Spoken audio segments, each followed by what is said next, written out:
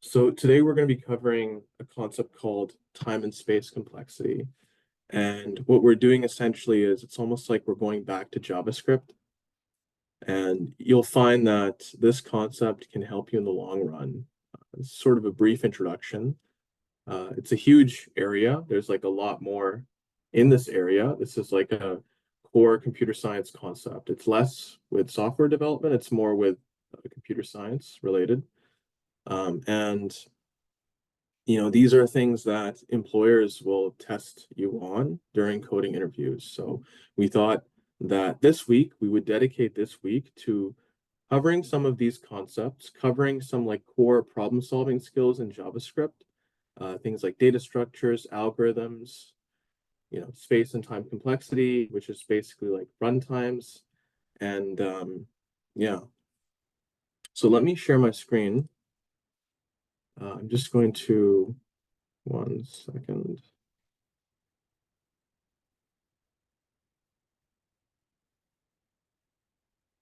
Share my screen. And let me know if you can see my screen.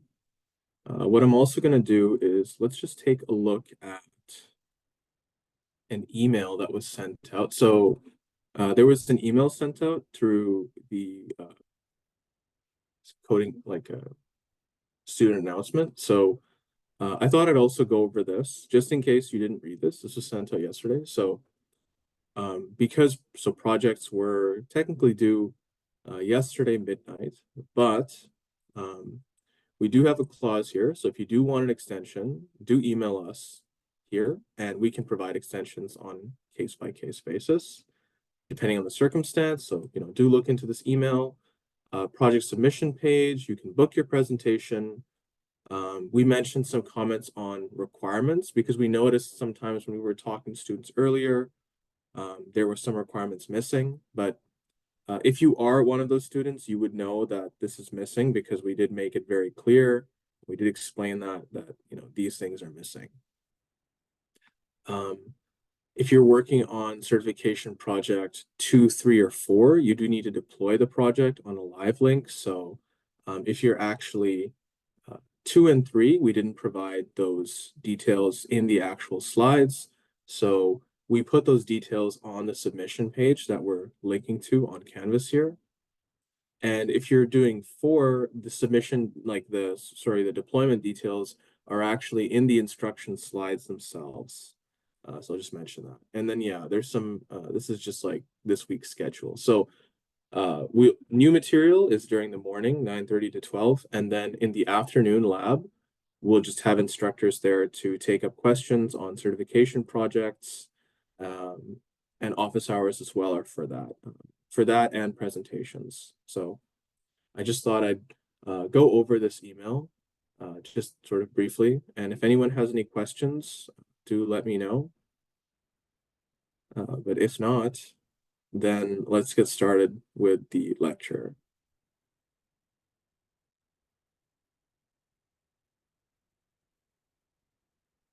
Okay, so I'll just close that.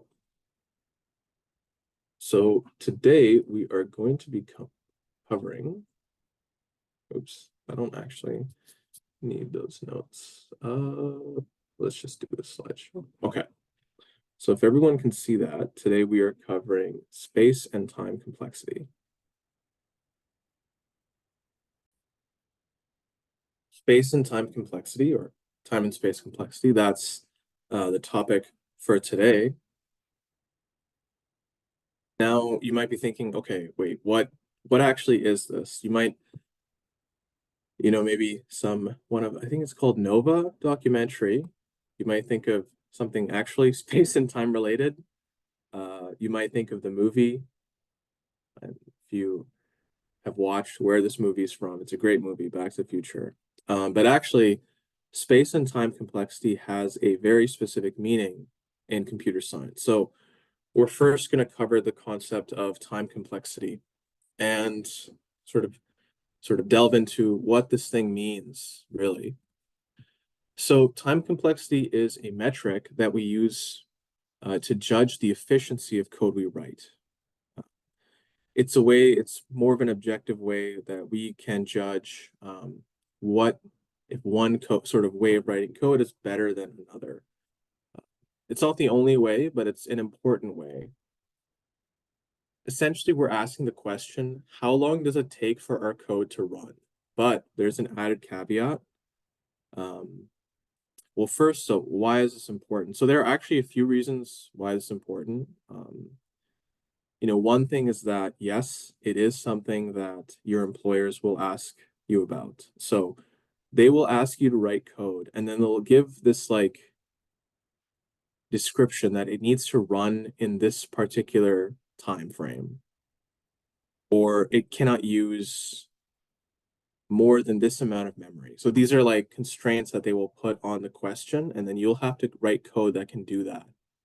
Why this is important? So again, it's important because I mean it is a required skill set. That's one thing, but it's also important because we'll see later that the more efficient code is, the easier it can handle very large inputs and run in a reasonable amount of time.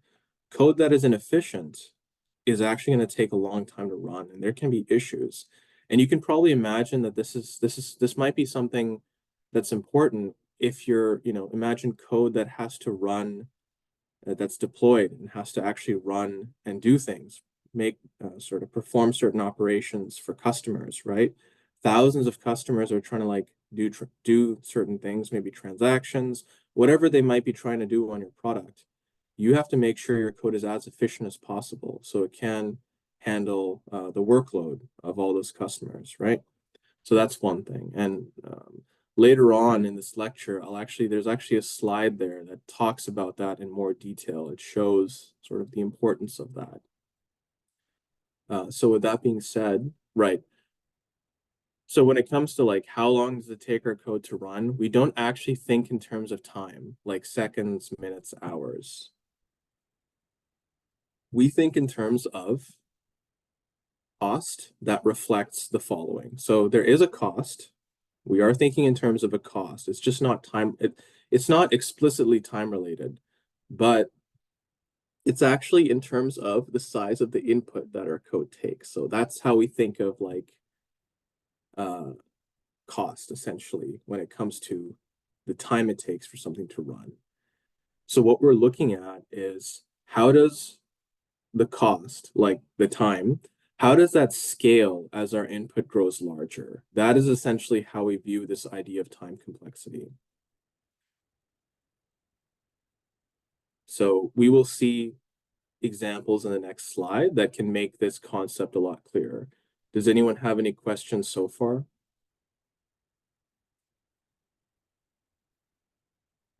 Feel free to write in the chat or raise your hand.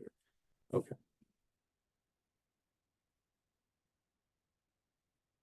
All right, awesome. So let's look at an example that should hopefully clarify the concept a bit more. Let's picture a scenario. So we have a file on a hard drive, and we want to send this file across the country to a friend as fast as possible. How should we send it? So there's a few things that come to mind.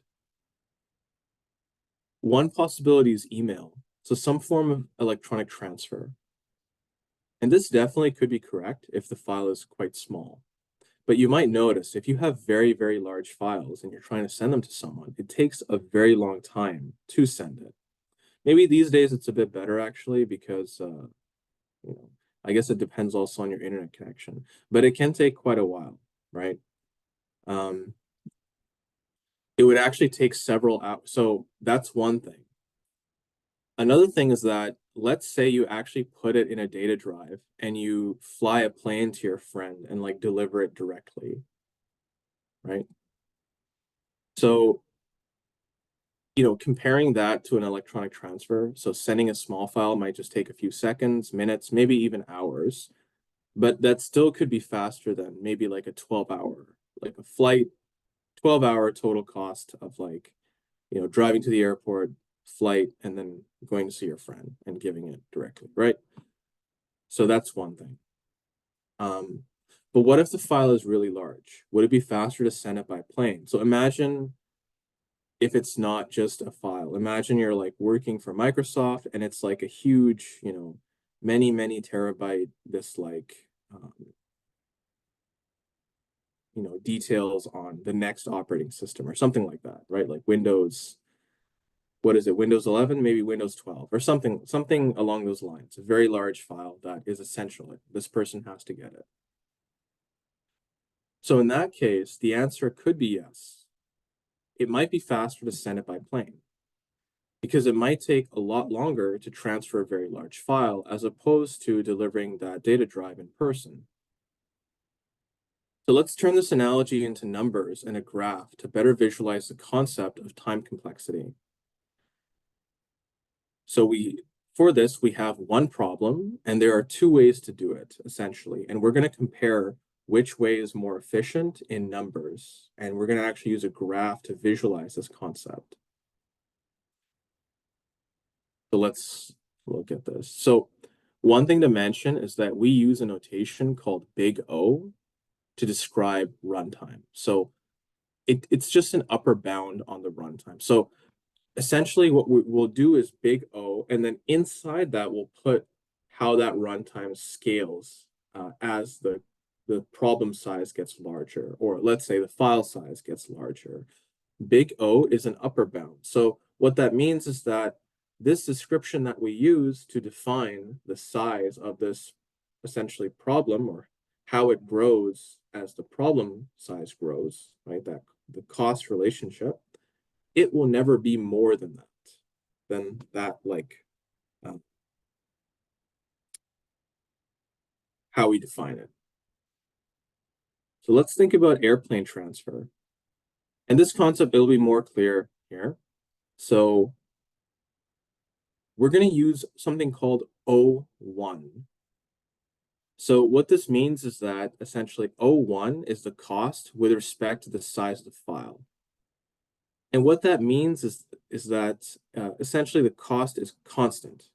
It's not dependent on the size of the file or the size of the input.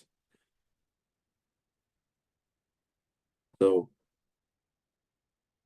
as the size of the file increases, it won't take any longer to get that file to your friend.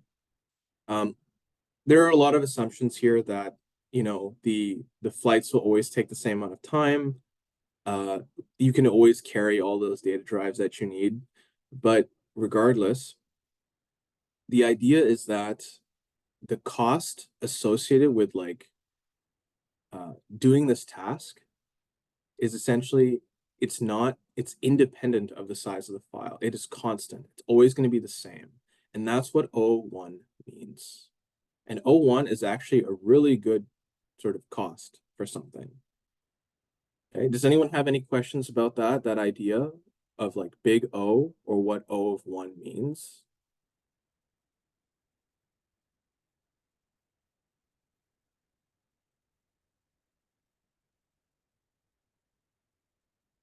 Okay.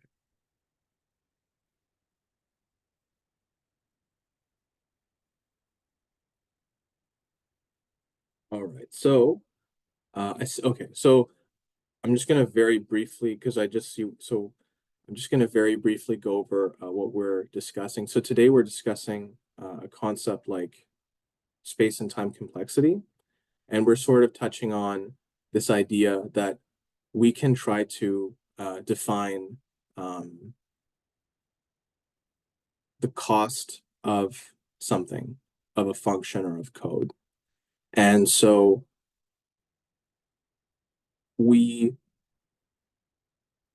there's a way we can judge how efficient code is or how efficient it runs. And we can use a concept called, so time complexity essentially covers that. And right now we're looking at an example where I'm just, for the new people who have joined, I'm just reiterating that right now we're looking at an example of someone trying to deliver a file to their friend. And if they get on a plane and put that file in a data drive and basically get on a plane, that cost is not dependent on the size of the file. It's dependent on the time it takes to fly to your friend, which is actually we can assume that's always the same. So I see a question in the chat. Cost remains the same irrespective of file size. Yes. So if you're doing an airplane transfer, the cost is always O of 1 or constant because it doesn't depend on the size of the file. Even if your file size is like, let's assume you can fit it in enough data drives that you can carry. That's just going to be an assumption there. Then it's not dependent on the size of the file because it's only dependent on the time it takes to actually fly to your friend. And that's constant. Now, we use a notation called big O to describe runtime, and it describes an upper bound. So when I say O of 1, I don't really mean like 1 unit of time. It's probably going to take like 10 hours or however long it'll take. But the thing is, because that's a constant, when we're talking about runtimes and expressions are in terms of variables, basically something like 1,000 is treated the same as 1, especially when the problem gets quite large. And I think the graph in the next part can demonstrate that a bit more clearly.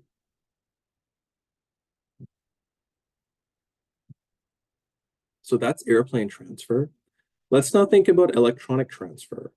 What would the cost of that be? And so here's a question. If you were to try to electronically transfer a file to your friend, like through email, would that cost be dependent on the size of the file?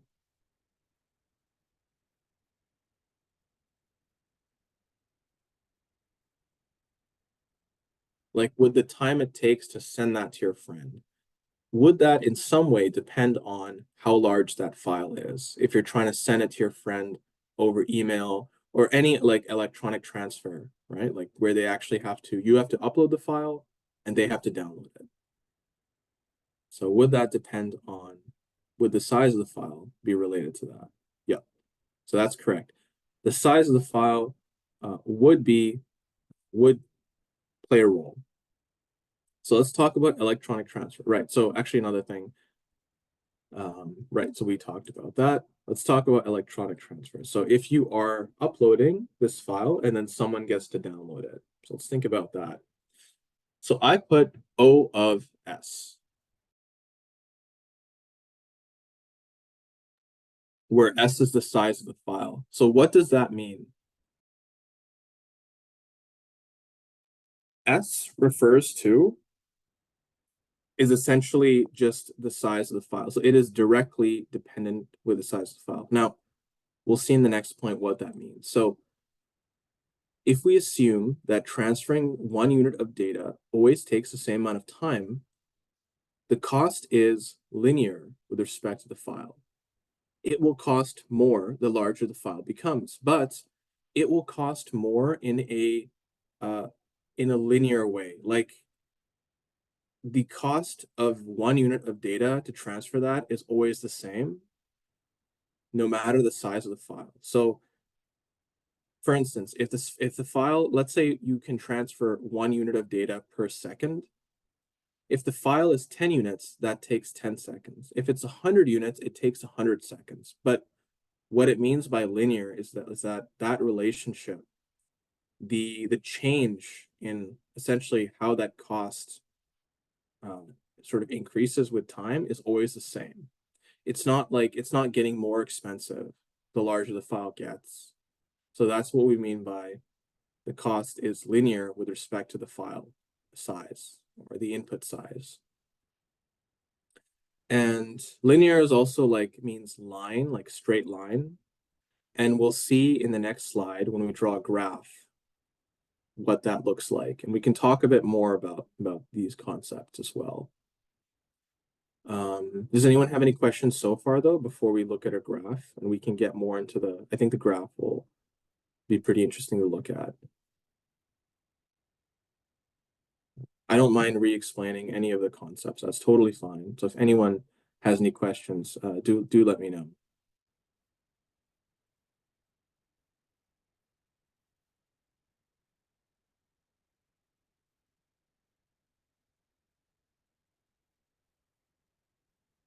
Okay, so we are on this graph here.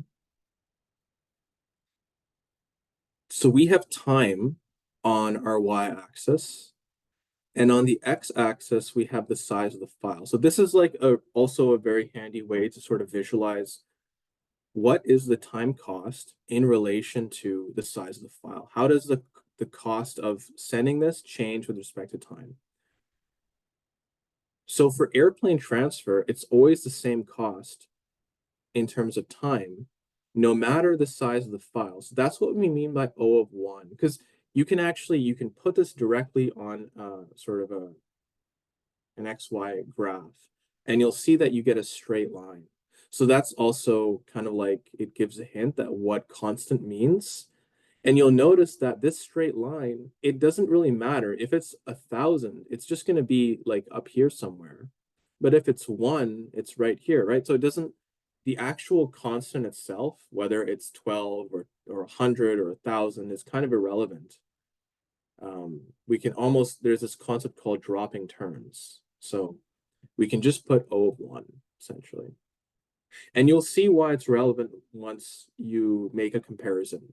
And so now let's look at the cost of electronic transfer. So we said it was a linear cost, and let's look at now like what that means. So linear, we mean like line. So we have that right there. So that is the O of S linear cost. Notice that it is a straight line. And at some point, the cost of electronic transfer actually exceeds where these intersect. The cost of electronic transfer will actually exceed the cost of the airplane transfer. Okay. So here's the thing, like even if, let's say this airplane transfer was like O of 10,000, right? Even if it's up here, at some point, at some point, it would just be later that the this transfer would take would be at some point it would take longer. Now that point right there, you can call that T2. And let's say this point is T1, time 1 and time 2, you know, T2, the time at which, even if like the time at which T1 might be, what would this be? Less than T2. Actually, yeah, less than T2. So, even if we change this airplane transfer, make it like 10,000, when we're talking about, you know, O of n in terms, the n can get quite large. And so even if n, if the file size is like a billion or a trillion, right? Like the larger n grows, the less and less it matters, really, if this is 10,000 or a million or even 1, because this size is dependent on the input. So it is a matter of scale. At a very large scale, very, very large input, it matters a lot less what this constant term is, even if it's 1,000 or 10,000. It's really just almost the same as 1. Okay. And this thing here, I hope I didn't do this wrong, but this thing here is just to illustrate that even if this is 10,000, at some point in time, electronic transfer will be more costly. It might happen later, but it is eventually going to happen. And at like, again, once the scale gets very large, very, very large file sizes, eventually, um, you know, we are talking on terms of large scales. So huge inputs, eventually this is more efficient than this. Okay.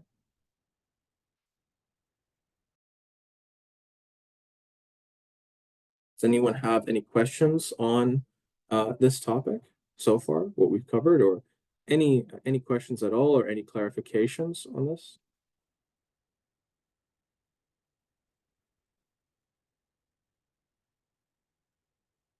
Okay, I'm just going to clear this drawing. And I think, so for those of you who joined very recently, we're going to do another example from scratch, just to review this concept again. One more example that hopefully will make things more clear, like what we're doing. So before we cover the next example, I'm just going to rehash again what we're talking about today. So today we're talking about a concept called space and time complexity, but right now it's just time complexity. So what we're looking at is there an objective metric that we can use to judge the efficiency of code? Essentially, how well does this code run? And by how well, we really just mean, does it run in less time, right? But we don't think of time in terms of seconds or minutes or hours. We think of the time, which is essentially the cost. So we think of the time cost or cost in terms of how does you could say time, or how does the cost of this problem, this code, how does that scale as our input size increases, as the input or the amount of data that we need to process in this function, as that increases? How does the cost scale in relation to that? Is it constant? Is it always the same cost no matter what the input is? Like in the case of an airplane transfer of a file, right? It's just the cost of the flight.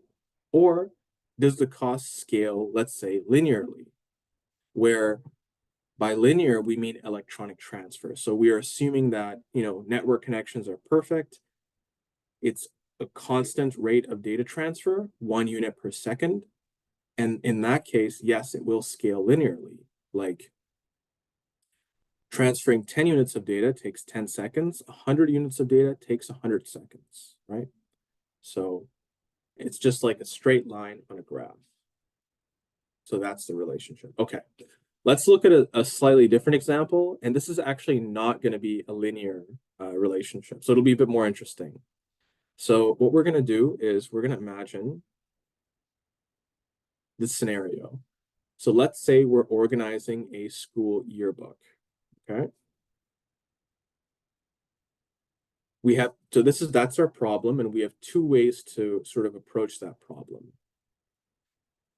For our first approach, we have a digital yearbook that all students receive and collect signatures in this digital yearbook one by one. Now, each student logs their signature into a system and adds it one by one. The time it takes to collect each signature is consistent, and we have n students. So that's our first approach.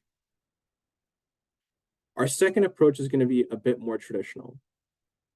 Students get yearbooks. So each student gets their own yearbook. In the first case, there was just a digital yearbook that is sort of compiled and then given to all students. But in this case, each student gets their own yearbook, and they need to sign each other's yearbooks in person, okay? Every new student added to the graduating class, they don't just need to add one more signature, but need to exchange signatures with every other student. And we also have n students, okay? So before we actually go on, we will look at both of these approaches in detail. But before we do that, we'll take a 5-minute break, and you guys are free to sort of think a bit about what this might look like. I guess I can give a hint that, let's imagine you have, for the yearbook example, you have John, Sally, and Joe. I guess those are just some names. And yeah, let's think, like, you can think of this like, how many actual signings would you have to do? So like John needs to get 2 people to sign his yearbook. Sally needs to get John and Joe to sign her yearbook. And then Joe needs to get Sally and John. So for 1, 2, 3, 4, 5, 6. So for 3 people, we have 6 signatures. And you can assume each of those take constant time. But you can actually think, for 2 people, how many signatures do we need? For 4 people, how many do we need? And in that way, and that's actually another interesting way to try to find the relationship. But I'll leave you guys to that. We'll take a 5-minute break, and then when we come back, we'll look at that in more detail. So that's actually the second approach. You can think of like how to think about that. There's also this approach. So you can also think about how might that work as well. So we'll just take 5 minutes and then we'll come back to that. Alrighty, so we are back.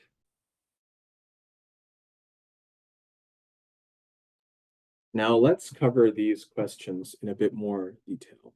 So I'm just going to clear these drawings that I made because we're actually going to go to a Jamboard and draw this out. And I made sure to sort of turn the sharing on so you guys can view that Jamboard as well, especially after the fact, like once the lecture is complete.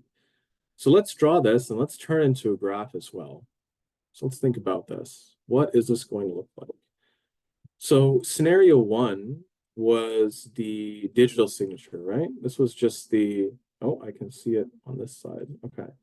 So scenario one was just a matter of a digital yearbook and each student logs their signature. Okay, so it's almost like we have a digital yearbook on a computer and someone is going to type on a keyboard, and then boom, we get it directly.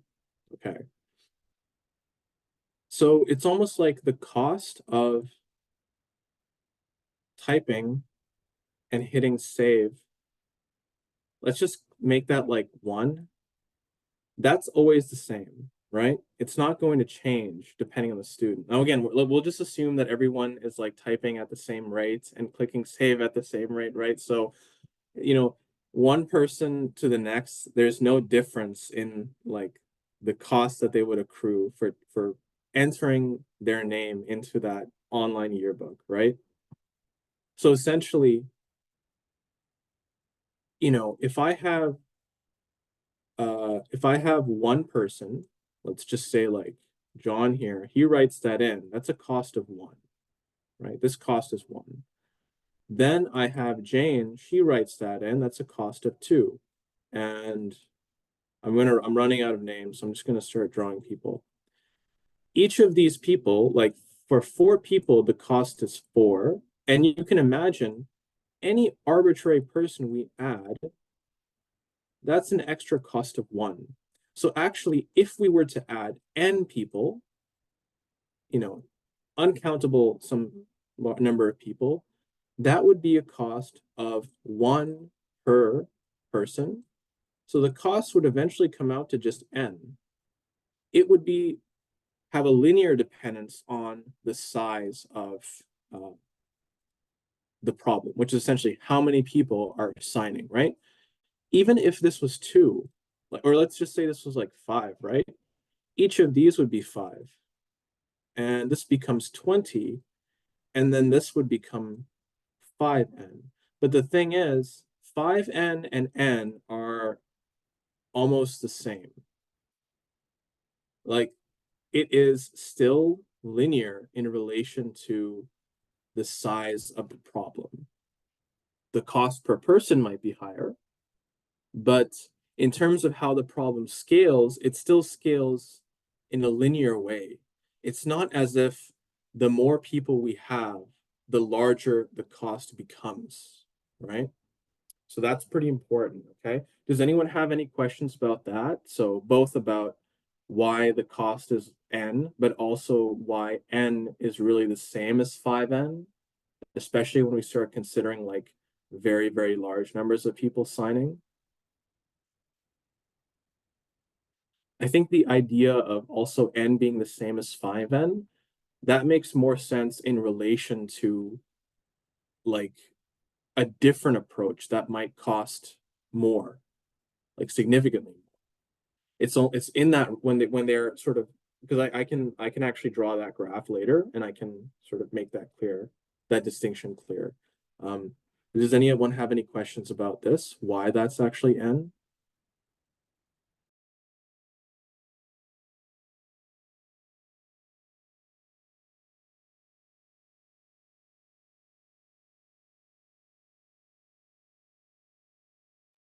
Okay, perfect. So let's now talk about the next one, which is going to be, so the next case is we're a bit more traditional. So each student gets a yearbook, but they need to they need to get their yearbook signed by everyone else in person. So if we were to add one more person, they would need to sign everybody else. So we had an interesting example. So we had like, who do we have? We had Joe, Sally, and John, right?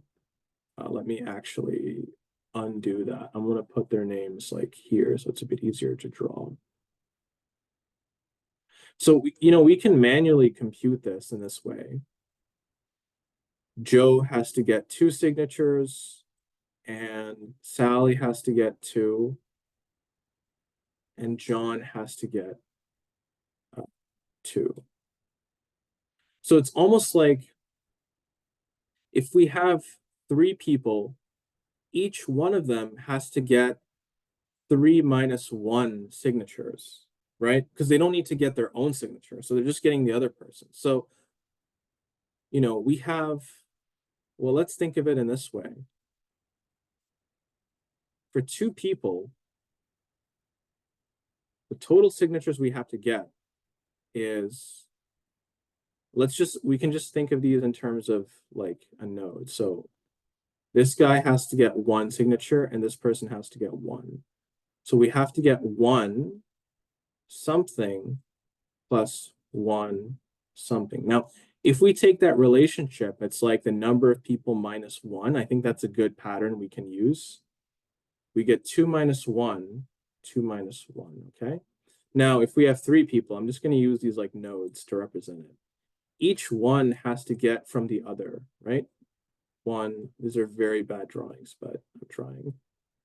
There we go, right? So now we have this one person has to get 3 minus 1. And then this person has to get 3 minus 1. And then this person has to get 3 minus 1. And the same thing continues. So we can think of it in this way. If we have n people, right, the first person has to get n minus 1 signatures, right? The second person, who's also just 1, because we have to think, like, we're thinking in terms of how many signatures overall do we need to get, and we're going to assume the cost of every signature is constant. It can be 1, it can be 2, and it can be 3 units of time, whatever it might be. This person has to get n minus 1 signature. So like, I'm multiplying it because I'm sort of thinking of it in this way where if the cost of each signature is just like 1, then to get signatures from everyone else other than themselves is just 1 times n minus 1. So that's the cost that one person accrues in this problem. And we're going to have this happen. This is actually, let's think, how many times am I going to have to add these? So for 2 people, I added twice. For 3 people, I added 3 times. For n people, how many times do I have to add this? This 1 times n minus 1. Exactly, n times. So we can really just turn this into a sum. So we can just sum these up and actually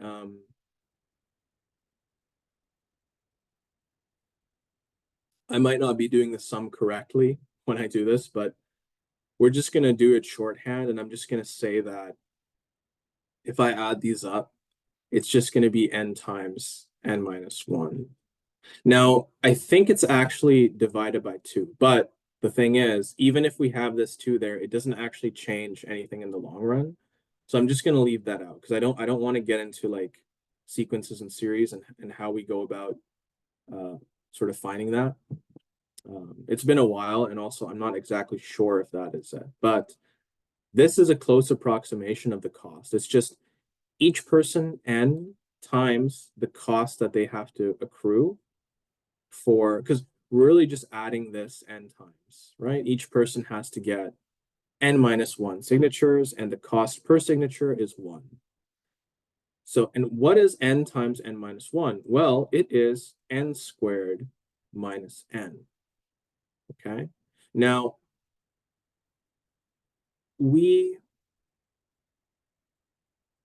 let's actually leave that as it is. Let me go to Wolfram Alpha and I can graph these in a very neat tool. I can graph this. Or maybe like graphing tool online.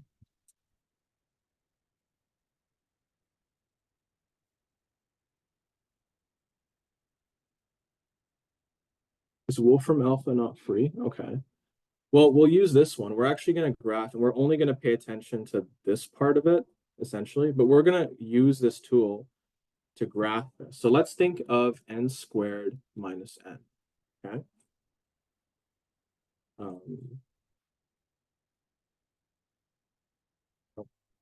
Let's go. Oh. So that's the cost equals n squared minus n. Okay. This is time. Let's just put t. Okay.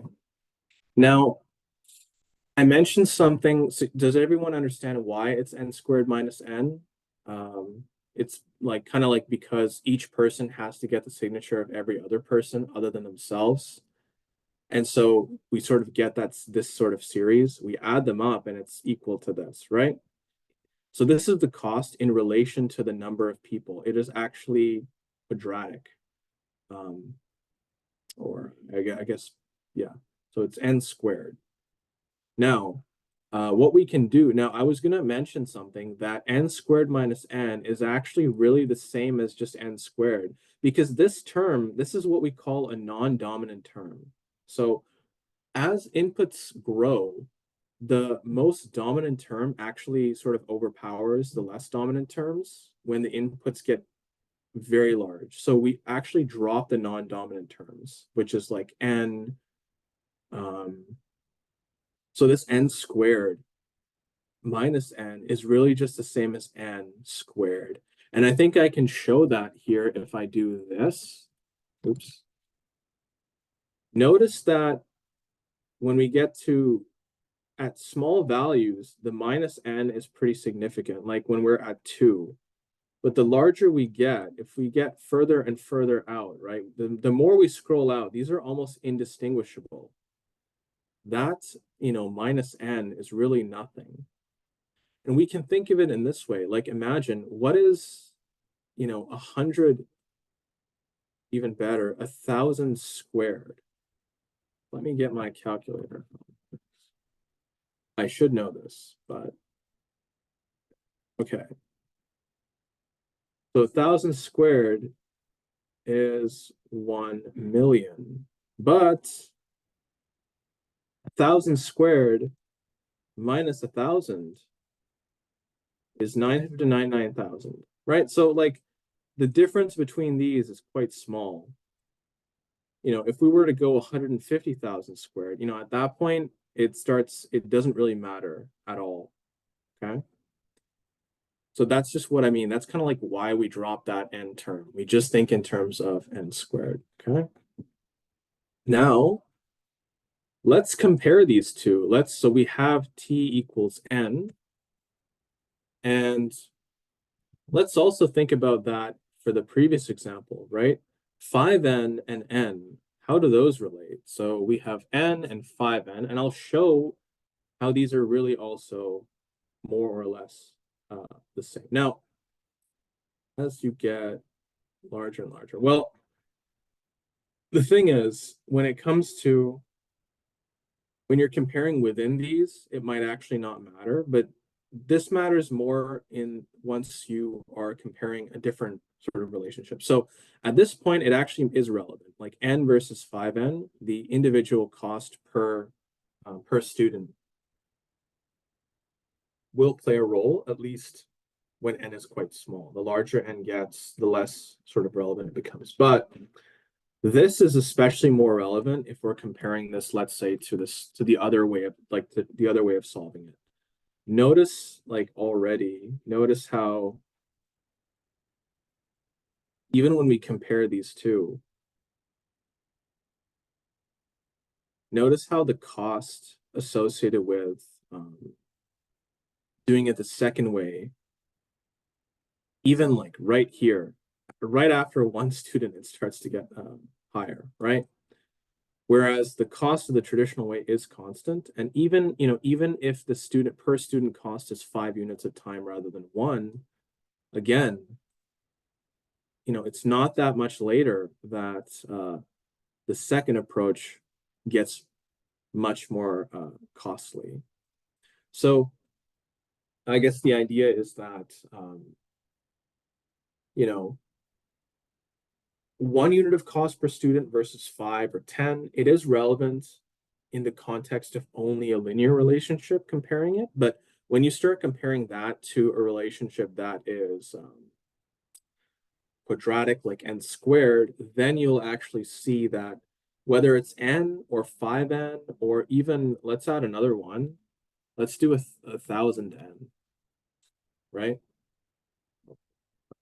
Maybe 100, because I can actually see that. Notice that even 100, at some point, let's do this here. Let me try to find where on that graph. When does the cost of this exceed it?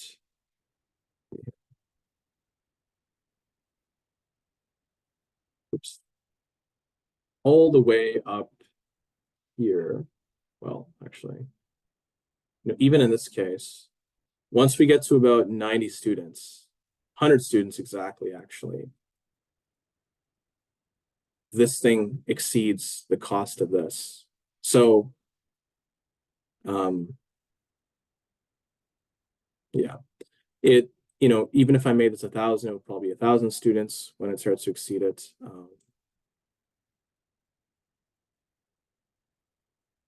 But yeah, if anyone has any questions about that, do let me know. We're just sort of comparing the costs, and I'm just sort of showing that, even if we change this constant next to the n, again, at some point in time, this will be more costly. Okay. So that is more or less, that's like the core part of our lecture today. And now so once we covered that, now we're actually just going to go through some examples of time complexity. And yeah, let's give a 5-minute break, and then we'll come back to we'll go over the next example, which is really just looking at some code and then thinking about how to read that and apply what we've learned to that.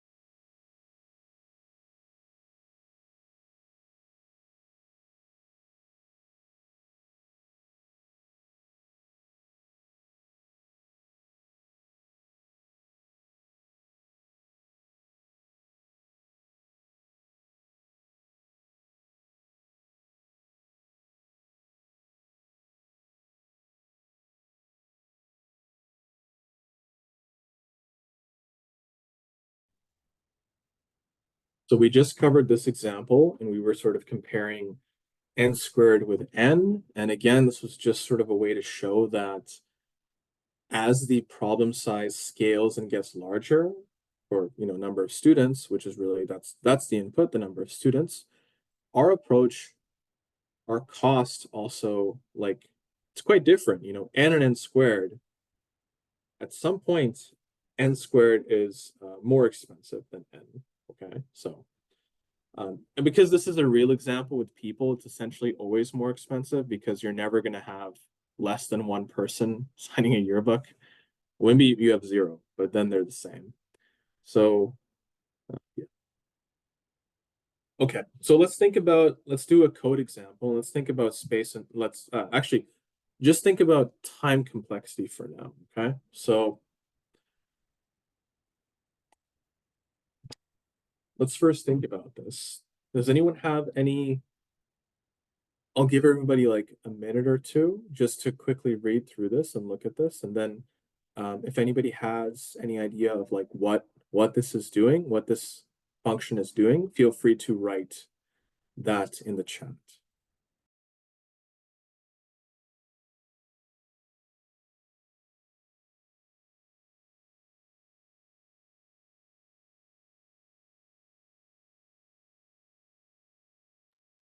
This isn't exactly JavaScript code. I just put this int here to signify that this is an array of numbers. But in actual JavaScript, you would not write that, but I just put that there.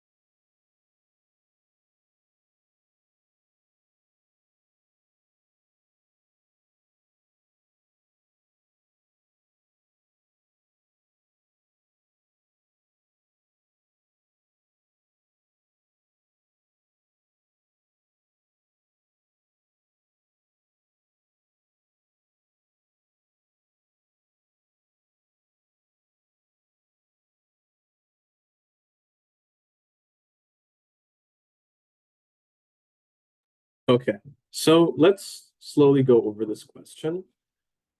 So let's think about this. What is the cost of this first line of code? Now, I'm just going to put, like, I'm going to assume, well, actually, I think I will have to do the first one because let's assume that just running this line, basically what this line is doing is it is in memory reserving a location in memory to store this sum. And it's just putting 0 in that. So we're just going to put 1. That's going to cost 1 unit of time. Okay, and let's assume that this is also going to cost 1 unit of time. Okay, is that sort of clear for everyone so far? It's the same thing. We're reserving a space in memory to store this. It's just going to cost a flat 1. We're going to assume that all these like elementary operations that a computer does in this context is just a cost of 1. Okay, so okay, for any of the people who just joined recently, this is recorded. So just in case, like if you are curious what's going on, like there's going to be a recording. We will publish that as soon as possible. And we also made the slides available as well. But yeah, I guess I'll just restart. So this part here, essentially what we're thinking of is how can we quantify runtime of a function? How can we think about like efficiency? So when we think of efficiency, we're thinking about runtime. How fast is a function?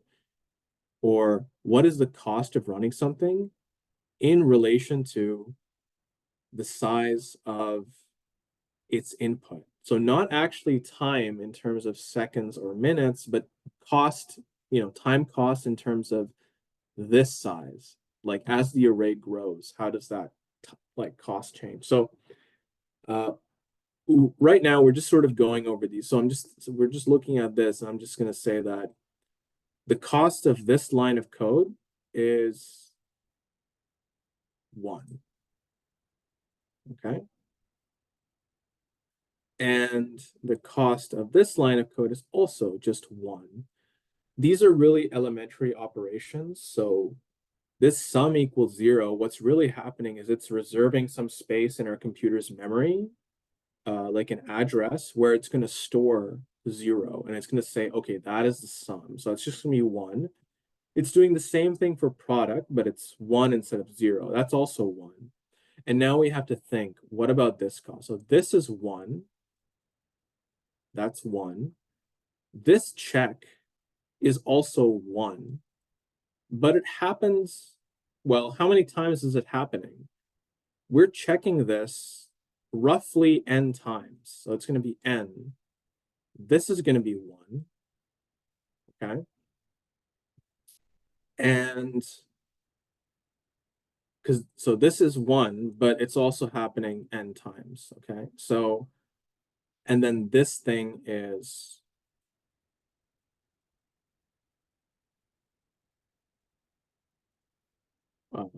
let's just say that's 1, right? So still, this whole cost here is going to be something like 1, the cost of this I equals 0, plus, then we have to think certain things are happening n times. So this is happening n times, checking the length and comparing it. It's not actually n, it's like n minus 1 or something like that, but let's just say it's n times. We're incrementing I n times, right? Because every time we go through that loop, we're incrementing it. And we're also doing this check n times. Now, this actual thing is probably not 1. This might be like 2, but we just put 1 again. It's okay. So what does that roughly equal? It looks to me like it's roughly 3n plus 1. The cost of just this for loop is 3n plus 1. Okay? N is the size of our input. So does anyone have any questions about that? How I got to 3n plus 1, and I guess how I was sort of judging the cost of these individually?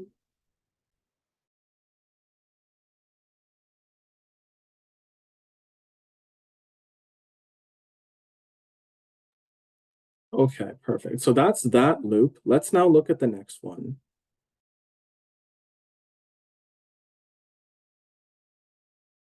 So we'll do this one in red. So it's pretty similar. This is 1. This is also 1, like doing that. And then this is 1 as well. But we do each of those, and then this is also 1. Let's just assume those are all 1. But we do this, and this n times because we're sort of doing it as part of a loop that runs on that array. So that actually is dependent on the size of the array. So again, we have 1 plus n times 1 plus 1 plus 1. You know, during my comp sci degree, I had to, like, it was very painful having to, we would get like functions like these, but sometimes they were a lot more, there's more involved, and we would have to like assign numbers and then do these calculations. It's not fun, but it is, you do learn a lot doing it. So this is also 3n plus 1, okay? And then, sure, for this console log, let's assume that grabbing the sum like that is 1, and grabbing the product is 1, and then printing the whole thing is 1. So that's just 3, okay? So now, what is the overall cost of this function? Anyone, feel free to write in the chat. When you add all these up, what is our overall cost of the function?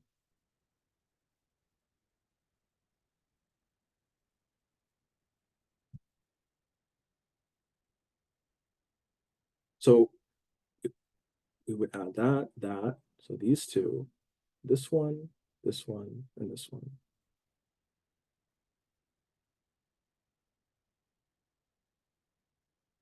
Yeah, that's correct. I think you're just missing, we're just missing these two here. But overall, that still looks good.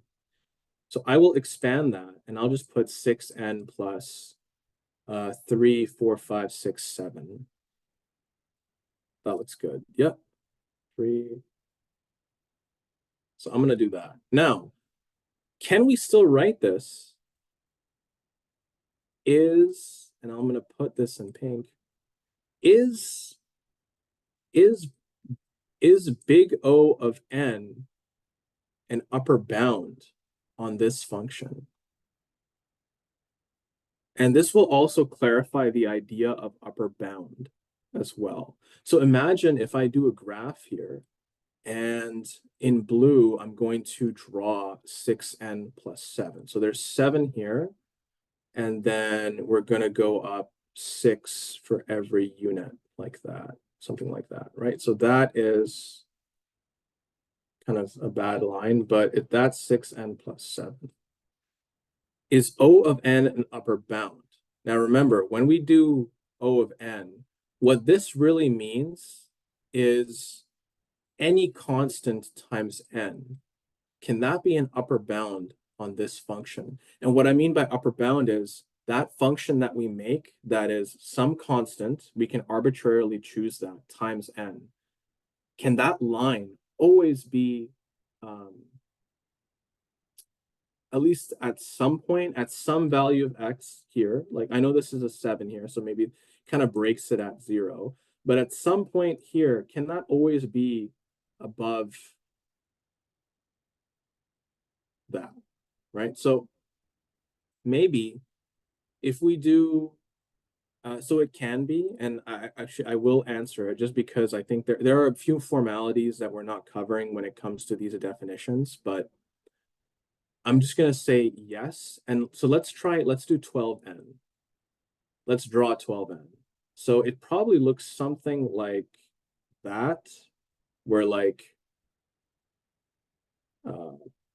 at some point in time here, at some point in time, 12n is actually always an upper bound of this. So what we mean by upper bound, we mean that like, can a function that is some constant times that, right? We usually, it's something like that. At some point in time, is it always above the runtime that we have determined? And so that's what we mean by upper bound. Okay? Does anyone have any questions about that? Like I'm just saying here, at some point in time, 12n is always going to be more than 6n plus 7. So all this space here, it is sort of an upper bound. It is above that line that we made. So yeah, if anyone has any questions, do ask them. Okay. So what the upper bound means is essentially, it's kind of like I drew it there. Let me undo that. Let me undo a little bit of this. Okay, I will erase it, this bit here. Okay. But the 6n plus 7, that part makes sense, right? So I'm actually going to draw that on a graph, 6n plus 7. So let's draw that on a graph here. And this is our cost. So this is the size of the array, and this is the time here. So let's make this 7. Let's make this 14. Let's make this 21. I'm just going to 28 and so on, okay? So what we're going to do, okay, wait, let's make this, just so it's easier to like visualize, I'm just going to like, I'm going to make these like +6 every time because this is 6. So I'm just going to make this 13, 19, 25, 31. Okay. It'll make drawing the graph a lot easier. So when n is 0, this is just 7 because that's like a flat cost. When n is 1, we're here. When n is 2, we are here. When n is 3, we are here. 4, we are there. Okay, so let's draw that. Oh, I can even draw a line like that. Okay, perfect. So that is my line 6n plus 7, okay? Now, when we say upper bound, what we mean, no, so I said when n is 0, if n is 0, then this whole thing is just 7. Like the time cost is 7 when n is 0. So that's why I just put it there. And then as this increases by 1, you get an additional cost of 6 because the slope here is 6. So then it just goes up by 6 each time.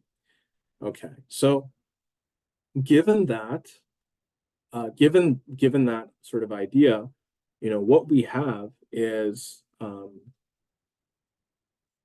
what do we have?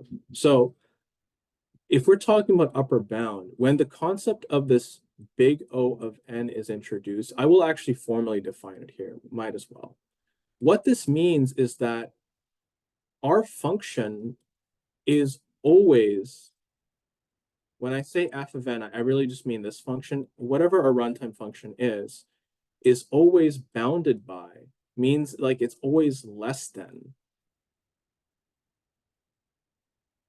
c of n, where c is a constant after some time, okay? So after some point, or sorry, not after some time, my mistake, after some input size, n, okay? So somewhere along here, can we define a function in terms of c of n such that that function always is going to give us a cost that is above this 6n plus 7? So that's the idea of upper bound. Can we find some function that after some input size is always, after that point, above 6n plus 7? And we can. So let's actually do t equal 12n. So 0 is 0. 1 is, or no, let's do t is 13n.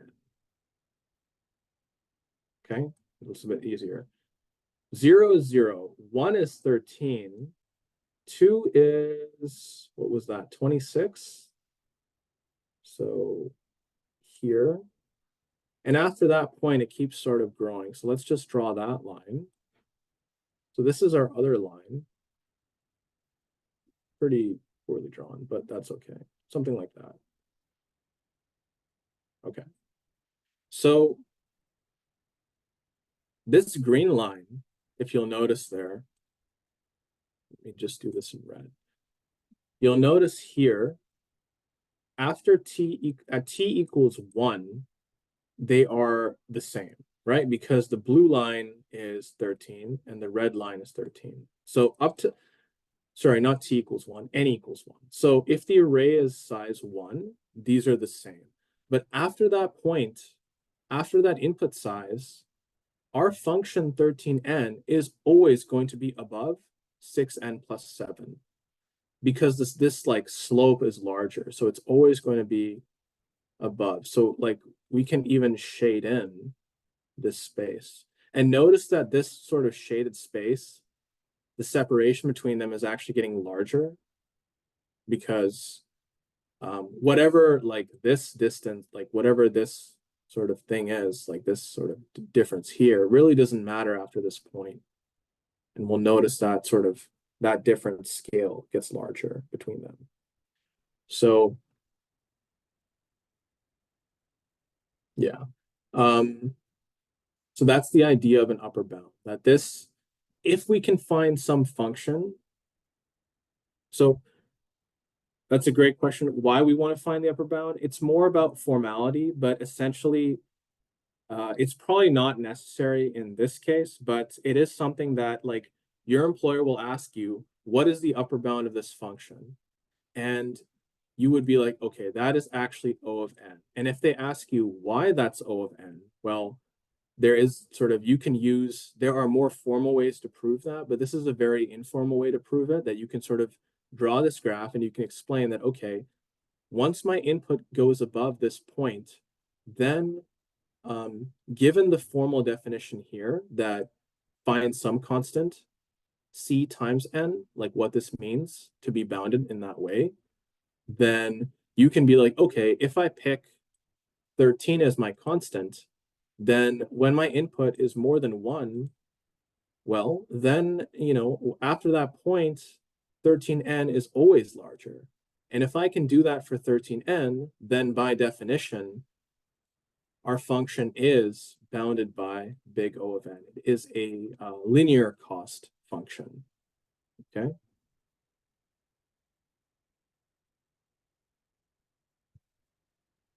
So it's more of a formality, like we won't,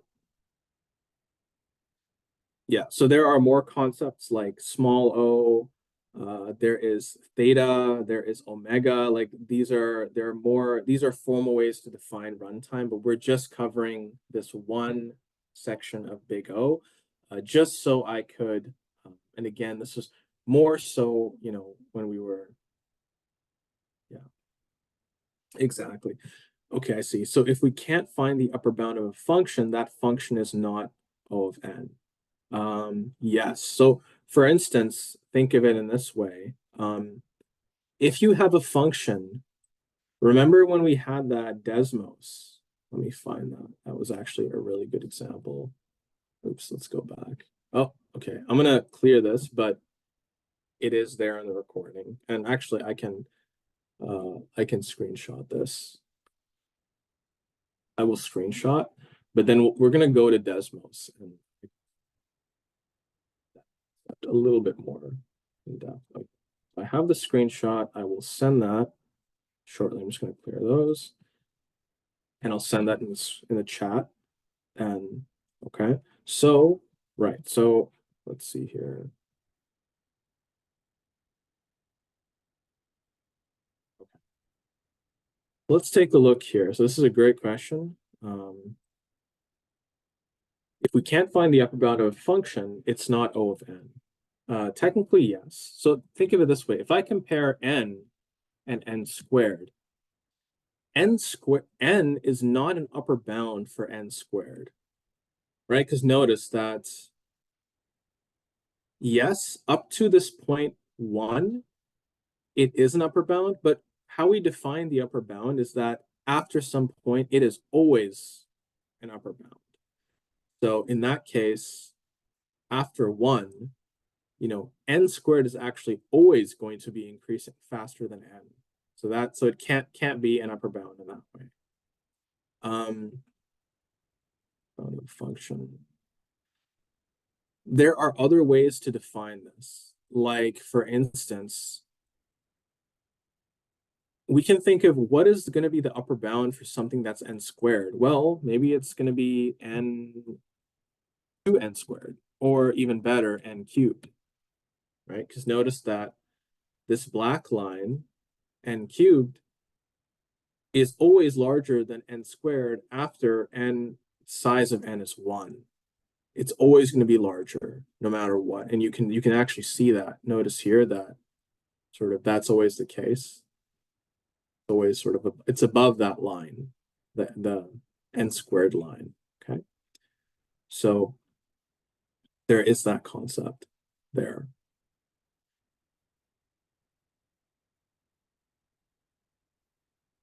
Yeah. I sort of very informally define both and just sort of a brief introduction to the concept, but we can definitely provide more links and like that go more into detail into this idea of big O. Yeah. Okay. So let's do one more example here. And for time complexity.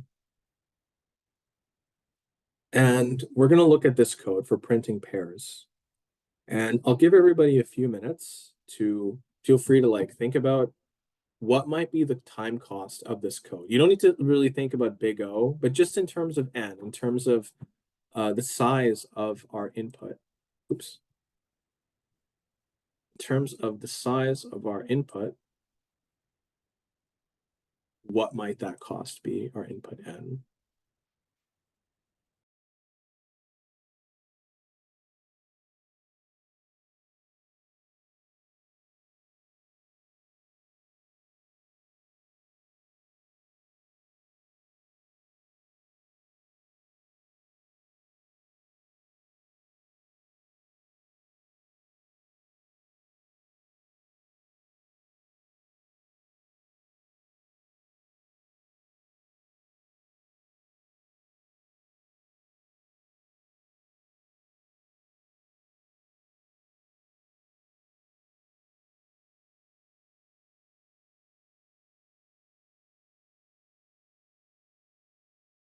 So yeah, I'll give everyone until about 11:09, 11:10 to approach this question.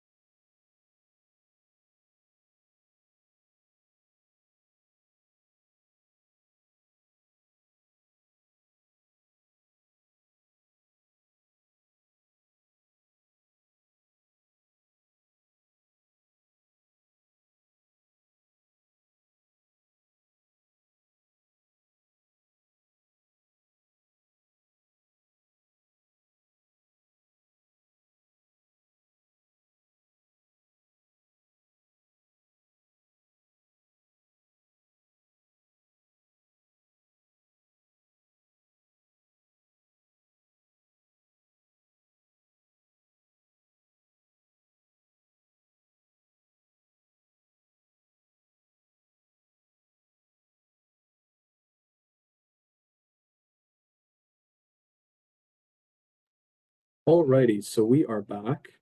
And yeah, let's take a look at this. Does anyone have any ideas? Feel free to share in the chat or unmute yourself and also let us know like how you approach this problem and like what the runtime might be in terms of n. Yeah.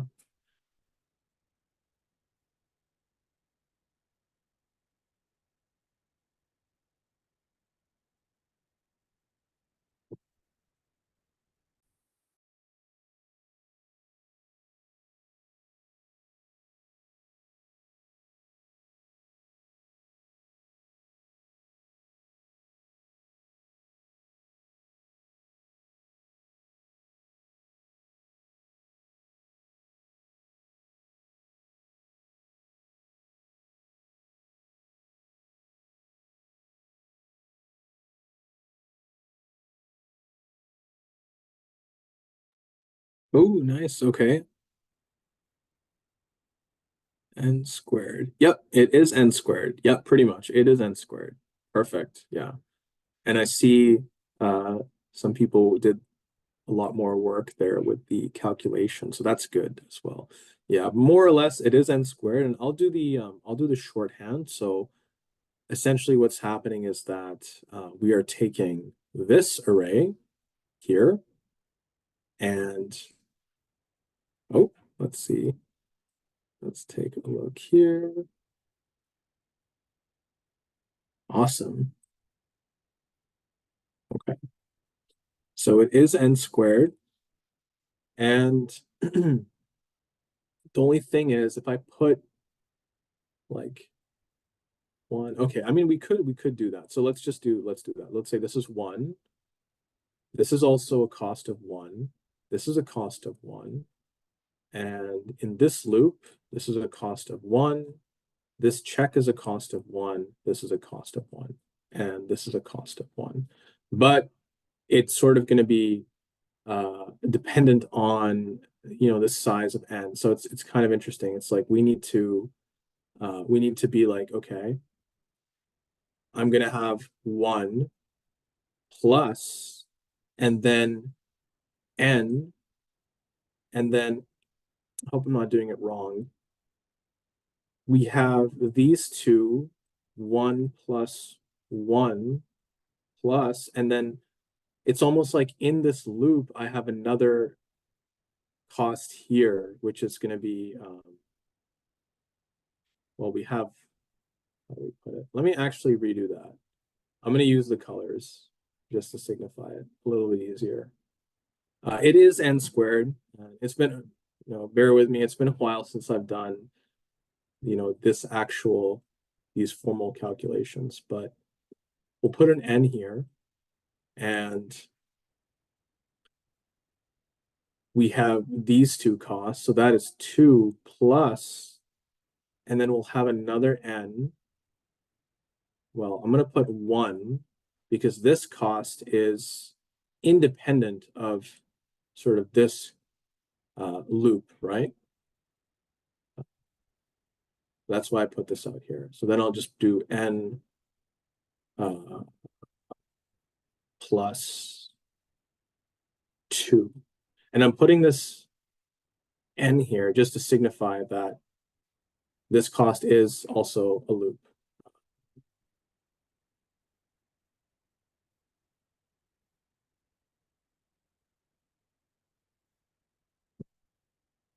Let me see, did I do this right? So I have n, 2 plus 1 plus n plus 2. Yeah, I think that's right, because this is, and then this, I mean, you can just put a 1 inside of that, because the console log is just a cost of 1 for every iteration, whereas what's happening inside the loop, like this is going to be consistently happening. So the n plus 2, that is inside of this loop. We have another loop running roughly n times. So that's this n plus 2 has to be sort of multiplied by this outer n. It might not be exact, but at the end of the day, it does need to be an n squared. We do need to have an n squared term somewhere. So if we expand this out, we get 2, 3, 4, 5, n plus 5. And what I end up getting is n squared plus 5n plus 1. So, of course, depending on how you do this, again, I might not have done it completely correctly, but the most important thing is this term here, n squared, because really often when we answer these questions, it is in terms of big O of n squared. These terms will drop off, they'll lose their relevance, so it's okay if you wrote something slightly different, because sort of how we did it might have been different, but the main thing is that this important term should have power 2, and that's the most important thing there. Because as we saw before, and maybe I can Wolfram alpha or Desmos this, I'm just going to clear that. And let's just put this on Desmos. Oh, and let's just compare these two. So we have n squared, and let's compare a few of them. We're going to compare n squared plus 5n plus 1. Was that one of them? And then let's see, I'm going to write another one here. N squared plus 2n plus 5. And you'll notice for all of these, at some point, as like here, there's an issue, but as our problem gets larger, once we get up to, and it actually happens quite frequently, pretty frequently, we'll notice that at some point of n, these will all be the same, roughly speaking. Let me see, is there a table? No. But notice how they almost all intersect, and it happens actually pretty quickly too. They're almost indistinguishable. And like these differences between them also grow smaller and smaller as it gets larger. So that's a pretty important takeaway. Okay. So earlier in the lecture, I talked about the relevance of time complexity. Why is this important? And I did mention one thing is that employers do care about it. It's something that they test for, but there is another reason. And let's actually compare runtime costs with input size to like time and see how long it takes. So we'll notice here that I think this is assuming that it's running on some machine that can do some number of operations per second. I think this is like an operation. It might mean like sort of storing things in memory or performing basic additions. It's essentially a computer can perform only so many operations per second depending on its processing speed. So I'm assuming this is like a standard computer. I think it can millions or perhaps billions. I'm not exactly sure how many operations, but the point is that if our runtime cost is n, and n is 10, it's less than 1. Like these are all really fast. If n is a million, it's 1 second. Now they have this other interesting thing, n log base 2 event. So I think at the end of this week, we'll see a case where log, like we'll talk more about like what log is and like where it becomes relevant. In what context will the runtime actually be log? But you can see here that this is actually slightly slower because look, like 100,000 input is less than 1 second for this one, and it's 2 seconds here, and then a million is 20 seconds. But notice how for n squared, it starts growing. It's almost exponential, right? 1 second for 1,000, 2 minutes, 3 hours, 12 days. N cubed, it's even slower. 18 minutes, 12 days, 32 years, 31,000 years, right? Once you get to, this is like a 1.5, and this is like a constant term to the power of the input. This is a very expensive algorithm, whatever has this runtime, then we get to even 100 takes 12,000 years to run. So runtimes are important. It is important to be efficient. Most people are not going to be writing code that is like this, but actually there is a there is an interesting problem. Maybe we'll touch on it later, but there's an interesting problem where you can take something that has a runtime of this n factorial super long, and you can actually give it a constant runtime just by using a table to store data. So maybe we'll cover that at some point. It's an interesting technique. If you want to read more about that, it's called memoization. I believe it's goes from n squared to n, but it might be like, sorry, n factorial to n. It might be n factorial to n squared. But either way, it's a significant improvement. So most people are like going to be working in this range, n to n cubed with the log as well. So there is that. Okay. Does anyone have any questions about sort of this table in general?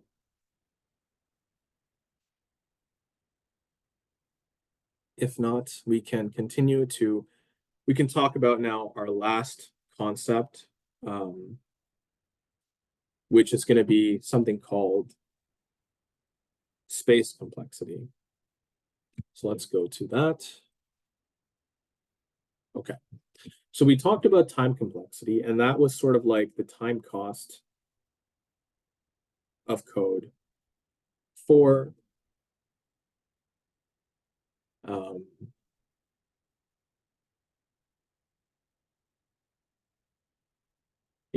how efficient is this code? How long does it take to run in some sense?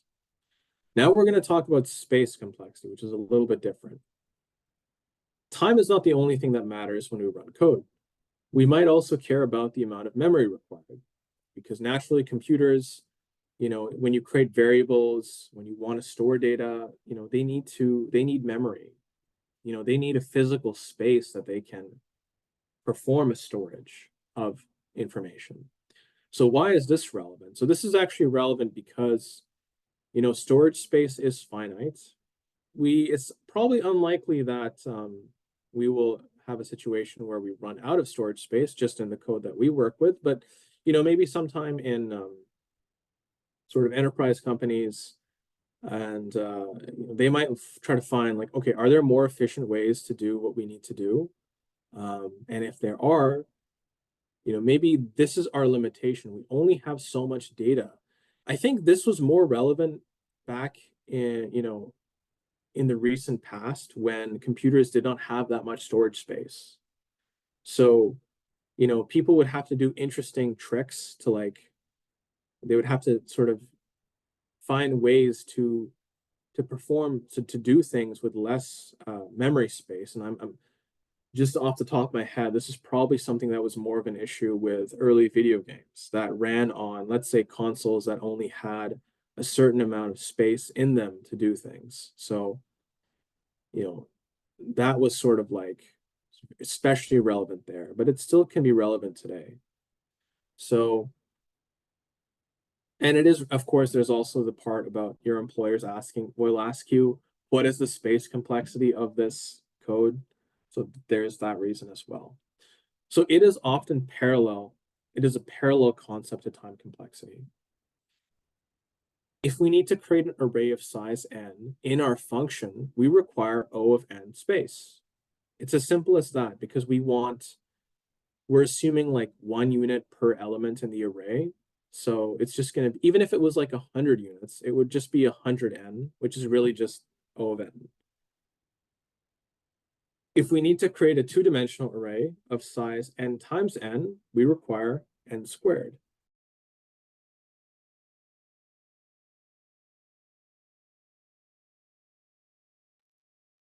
So a two-dimensional array is like an array of arrays where, yeah. And as we see examples, I think this idea will become clear. Now, also what I mean by this being parallel is that oftentimes we can use we can increase the memory cost of something to reduce its runtime. Now, I mentioned that example that memoization is a very interesting thing to look at because I do believe it takes something that's factorial and it reduces it to a linear cost just by introducing a certain memory cost. But often, like that's how these things work. We have to increase the memory cost to decrease the time cost. Or if we want to decrease the time cost, we might find ourselves if we want to decrease the memory cost, we might find ourselves having to increase the time cost. So it is sort of like there is this almost this balance, and it's quite difficult to get both things to be ideal. You know, optimizing one might result in the other being less than optimal, but it sort of is, case to case basis. Sometimes we have more memory and it's not an issue. Other times we don't have much memory, so we sort of have to stick with the having more expensive time cost. Okay, so let's look at this example, and I'll give everybody a few minutes just to think about what the space complexity might be. Now, before I do that, actually, I will say that you do not need to worry about this when it comes to space complexity, like the input that goes in. Space complexity strictly concerns how much space is being used during the life of this function. The space used during life, okay?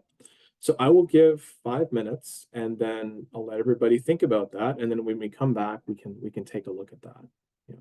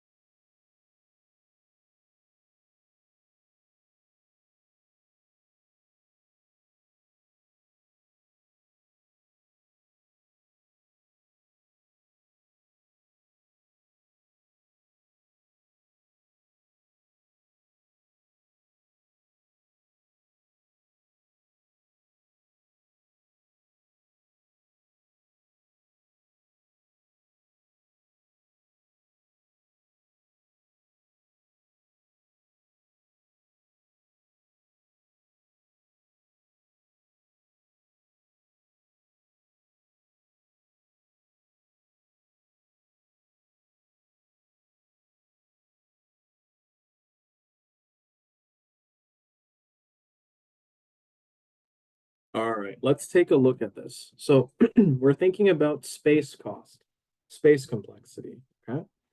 So I'm just going to do this in orange here.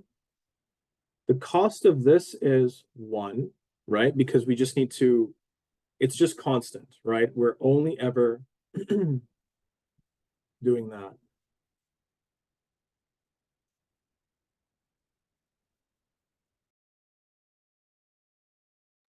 Okay. The cost of this is also 1 because we're storing, so we have like in our memory, we have sum and it points to some place, and we have product and it also points to somewhere in memory where we store the values. Now, so this is the interesting thing. As we go through this loop, we don't really like, we have, okay, we have I, it's also 1. But then these checks, these are just constant time checks, but we don't need any space necessarily, right? When we do this, we're really just this I plus plus, this value is changing. It gets 1, 2, 3, and so on, right? And then all we're doing here is we're just accessing, this is a constant time access. It doesn't really change the memory cost. And we update, we update this. So this is like 1, 2, 3, whatever that might be. And it's the same thing with the product. We set I as to 0 again. And we do the same thing. We just update this, 1, 2, 3, whatever that might be, we just update it. So, and then we print. So throughout the life cycle of this program, we only really end up needing 3 things in our memory. So the memory cost of this is actually constant. And we're not including this array. This array, we're sort of just strictly in the context of this. We only never ever need to store 3 things in memory: the sum, the product, and our sort of I for iterating over these arrays. The arrays themselves,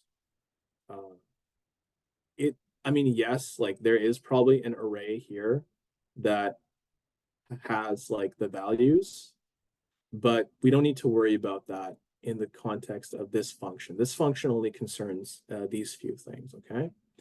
So, and the array accesses, like grabbing this and grabbing that, like those are also constant time. Those are constant time access, but it's not really relevant to the space calculation. Okay, does anyone have any questions about that? Why it is actually constant time? Constant space complexity?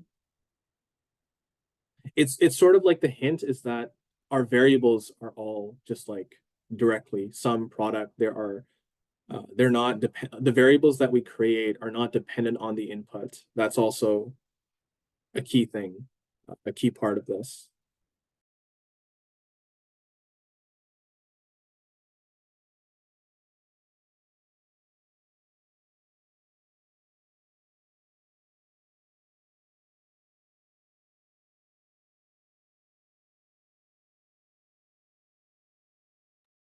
For sure. So this part is constant because during the life cycle of this sort of program, nowhere are we trying to create space in our memory that depends on our input. Notice that the sum is just a number 0. The product is a number 1. And this I is a number 0. And these numbers here, they do change in terms of what's stored inside of them, but it's only ever one thing, and it is constant because even if the array has 10 things, we need the 3 variables and they store 3 numbers, like sort of independently, right? If the array is a million things, we still only need those 3 variables, and they just store those numbers that sort of change as we go through the array, right? But in terms of the amount of memory we need strictly within this function, we never really need to worry about creating some memory space that is dependent on the size of what we input into the function. It's always going to be the same 3 variables. So it is constant. It is independent of the space complexity is constant. It's O of one. And it's, well, you might put three, but we can just make that one, right? And it is independent of the size of the input that goes in. It's going to be the same if it's an array of size 10. It's the same if it's an array of a size a million. So that's why it's O1. Okay, perfect. Alrighty, so we are almost done. What we could do, I did make an optional lab, and I'm just gonna release it right now, and I'm just gonna publish a link to the lecture slides, but also the lab, the optional lab. And maybe we can do one of the questions together from that lab. Now, this lab is optional. You don't actually need to do it. I know a lot of you are working on your certification projects, and that is great. So just in case, like in that case, like we can, we can go through one of these. So let's go through, maybe let's just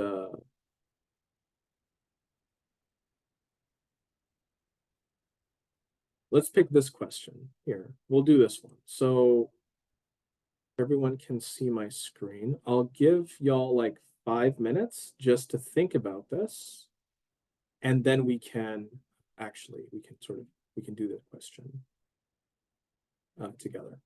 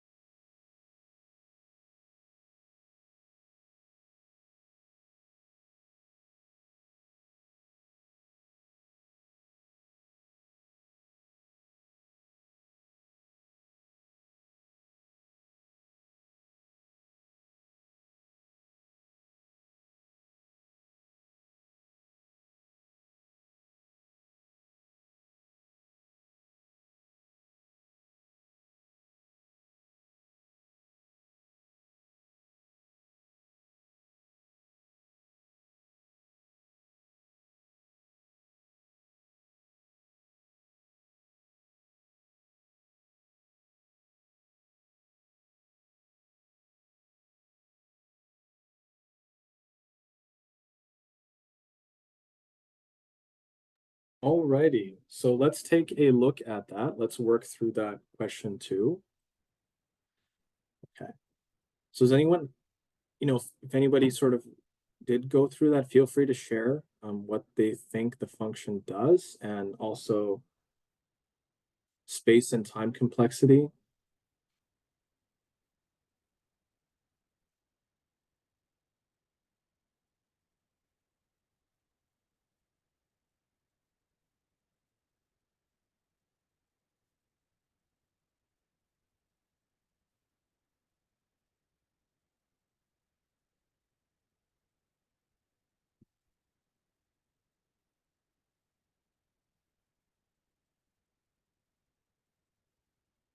Okay, so let's go through this together. So, we get an input of n.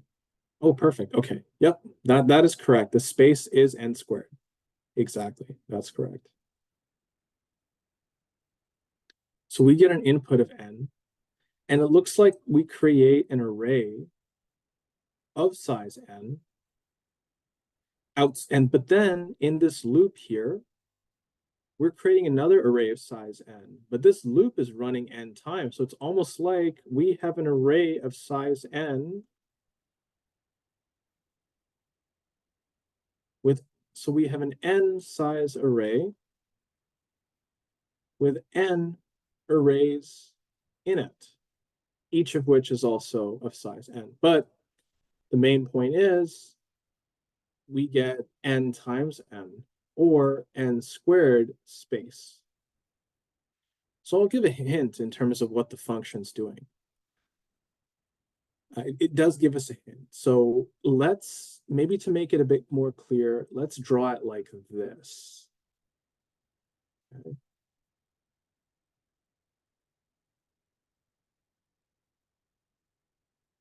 So, well, maybe, I don't know if that's the best way to do it. Actually, no, that's actually, yeah, I'm gonna redraw this, and I'm gonna draw this in a better way.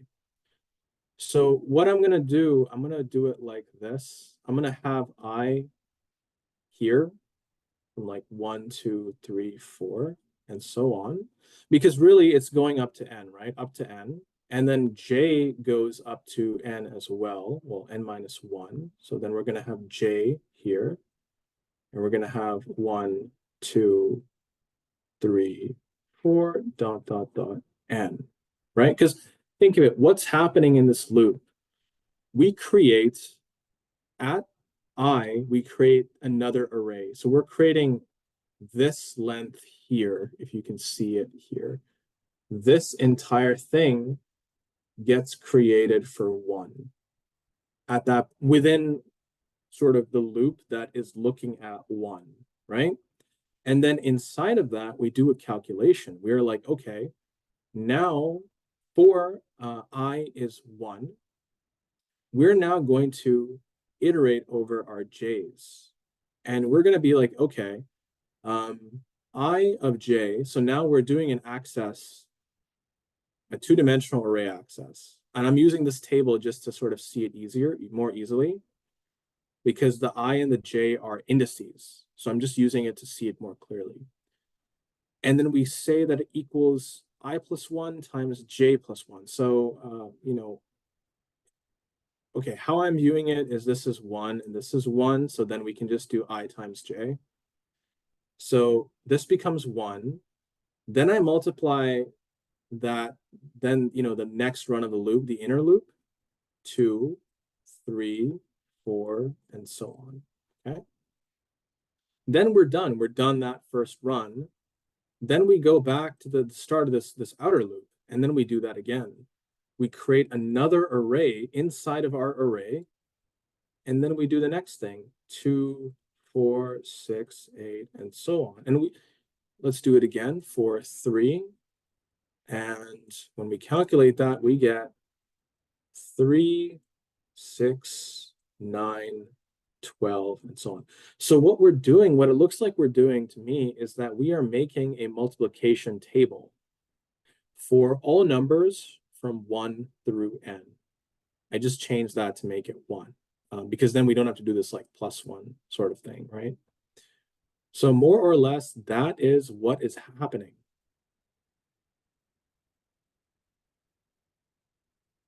Actually, my mistake. That should be 0. I think the +1 is correct. Because what's happening is, let me show you. Let me draw this a little bit better. Because we're doing an array access, it's actually 0 indexed. So let me actually, I can clarify that. My apologies. And I'll do it in different colors so it's like easier to see. So let's do I going this way down. We have 0, 1, 2, 3, 4, and so on, right? So I'm just going to put that there, and I'll put that as, that is I. Now let's think of J in blue. We have 0, 1, 2, 3, 4, and so on. That's J. And this is I. So like these are essentially what we're looping over, kind of. And what is happening here, so when we go I is 0, we're really just looking at the first, that has to do with the array access and sort of grabbing the first open space in that array and just putting it the multiplication in there. That's why the multiplication is +1, because the first thing is 0. So we need to like add 1 to it so we don't multiply zeros. So yeah, if I do it a little bit more clearly here, this bit here, that is the creation of the arrays. So let me actually, I'll do that in a line. Or no, even better, I'll do that. Oops. Let's keep it as a line. So there is that. So it's like we create the array to hold. Because really what's happening is at the location I, so if this is, it's almost like, let's do this in red here. The I denotes what array we're looking at. And then the J denotes inside of that array, because then there's like, there are many things inside that array. So the J denotes, okay, within that array, which one, okay? So I hope that clarifies the idea a little bit better. The relationship between I and J and how that is reflected in this table here that I'm drawing, okay? And then let's do this part in pink. That is this section. So this calculation, IJ, I is 0, and then J 0, 0, 0, it's the first array and the first element inside that array. Well, we just multiply them, so we get 1. Okay, and whoops, that should be pink. Okay. And then the second one, it's going to be,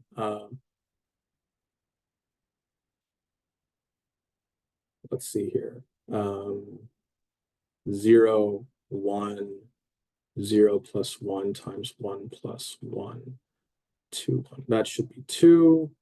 And then this should be 3, 4, 5. And then this one should be 1. And I think that would be, what would that be? 2, 4, 6, 8. 1, 2, 3.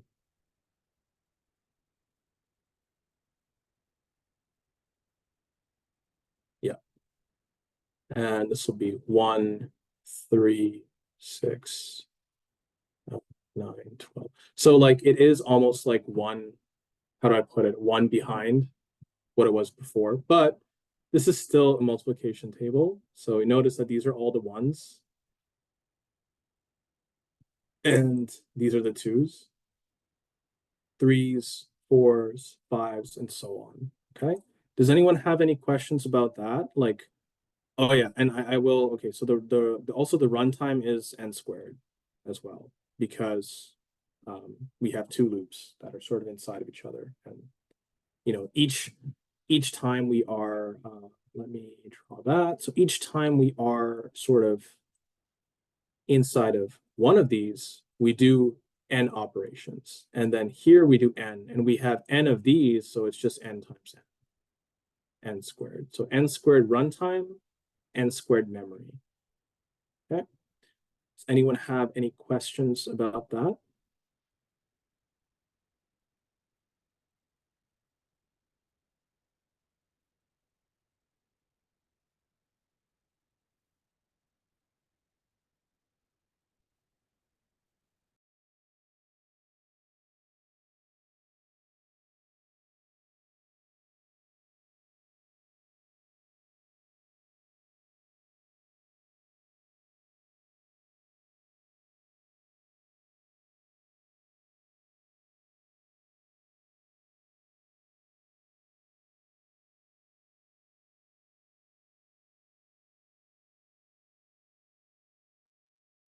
Alrighty, so in that case, there are no questions. That is more or less everything for today. Let me just clear that and I'll stop sharing. So we just went over the second question of the lab. I guess now, yeah, now more or less we'll go for break and we'll come back at 1. At 1, we will have a lab available for like going over questions 1 and 3, but also we will have breakout rooms and we will have an instructor on to help you with your certification projects. So if you have any questions, do drop by and let us know. Okay. So yeah, I guess everybody enjoy the lunch break, and then we'll see everybody in 1 hour. So at 1 p.m.